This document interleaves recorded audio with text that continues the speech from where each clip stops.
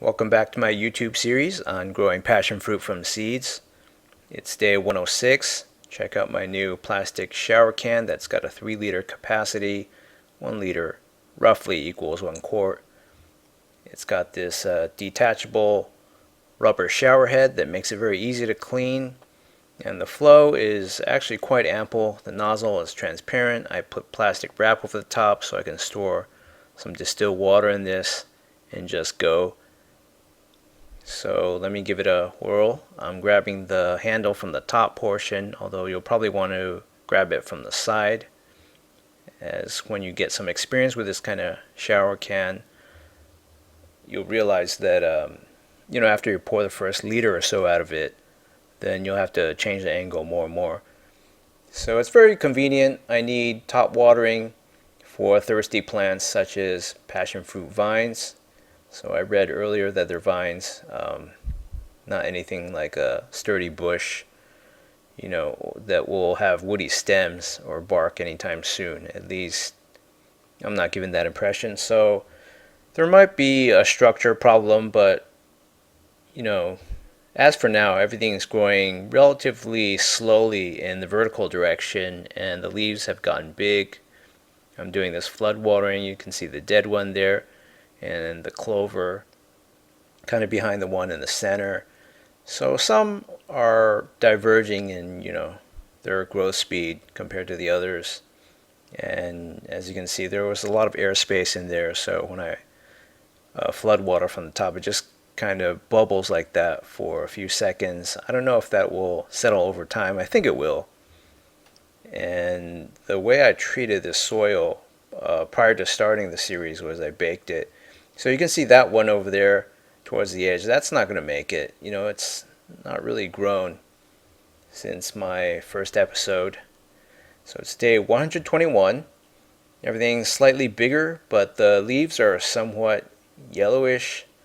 I suppose that depends on, my recording device and its interpretation at various angles and levels of light and so forth. But, I got the impression that over the last few weeks I've had somewhat of a yellowing problem. Maybe I'm just not watering enough. This one gets blocked, deprived of sunlight from the center one, which is much bigger.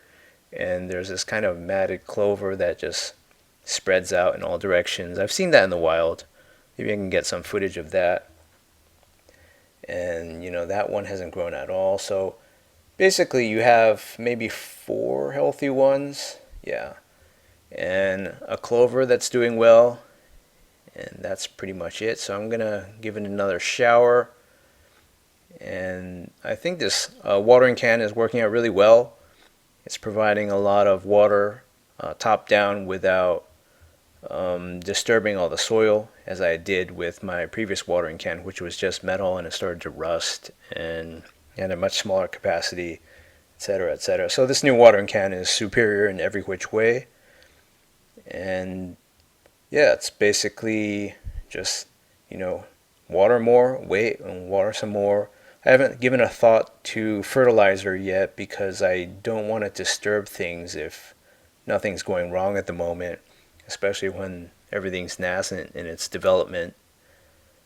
So yeah, things are looking up, and this is 2 weeks later compared to the beginning of this video. So there's been some growth, but it's not terribly fast.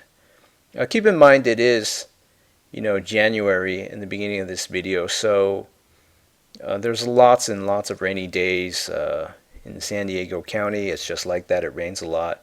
And when there's sun, I rush out and get some footage to show you my progress. But otherwise than that, these don't get a lot of sunlight because they're, not directly exposed to the morning sun, only just afternoon sun. So there's an example of 2 leaves that are fused together. I don't know what caused that mutation to occur or just random event, but there it is. And I wonder how that'll turn out. So some of the leaves are getting pretty big. They look a little healthier now, still kind of yellowish somewhat. But yeah, I mean, some of them nearly fill up the entirety of my palm. So yeah, things are coming along pretty well. one side of the pot is largely unoccupied, and let's see, you got that clover underneath. That's kind of trying to beat the canopy, so to speak, and come out.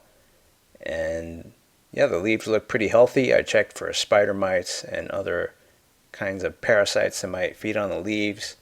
I don't see any leaf hoppers or anything like that, and the watering can really helps to get the tops of everything clean and the stems, but I'm kind of worried about the undersides because that's where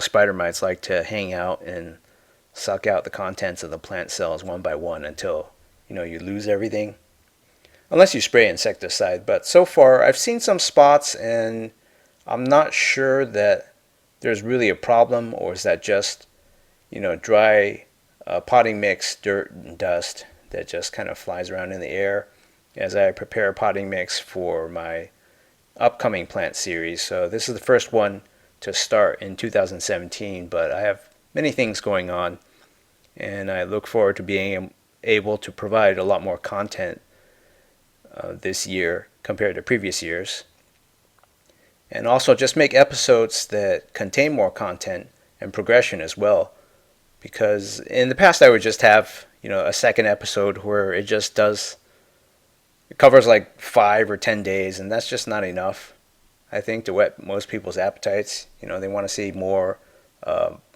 progress in terms of growth in one episode or one video. So this is day 136. You can see the 2 leaves that are fused together have gotten much bigger, and that leaf, well, the dual leaf, is more erect compared to all these other droopy leaves because it's got 2 of those mid veins.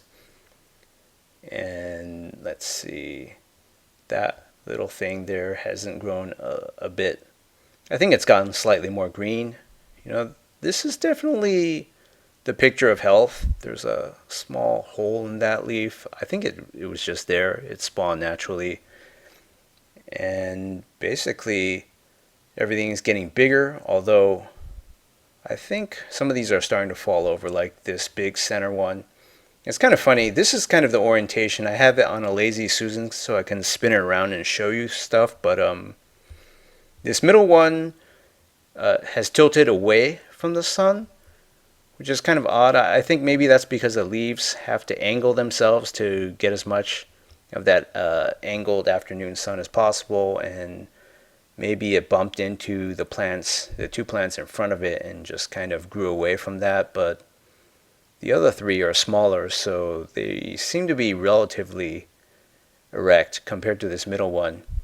And these are supposed to be vines, so at some point, if they get too long, this would just fall over the side and into the shade. So then I would have to spin the whole pot around. You can see some yellow spots on that one leaf that just passed by.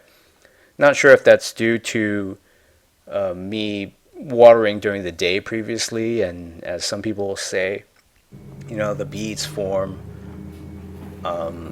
mini magnifying glasses before the evaporate or dry out, and then that just magnifies the afternoon direct sun and burns the leaves and spots. And if you keep doing that, supposedly it's really bad. So I'm going to start watering either at night or when there's not direct sun shining on my plants, and I think that will help a little bit. And the showering definitely helps clean off dirt and cobwebs and things like that. Although this plant is remarkably free of pests. I haven't seen anything really. No spider mites, no webs. The Joshua tree had all these singular threads of webbing that I had to get rid of that were starting to connect to this pot, which I normally have on the other side instead of to the left of the Joshua pot. But it's day 143 and everything looks really, really healthy.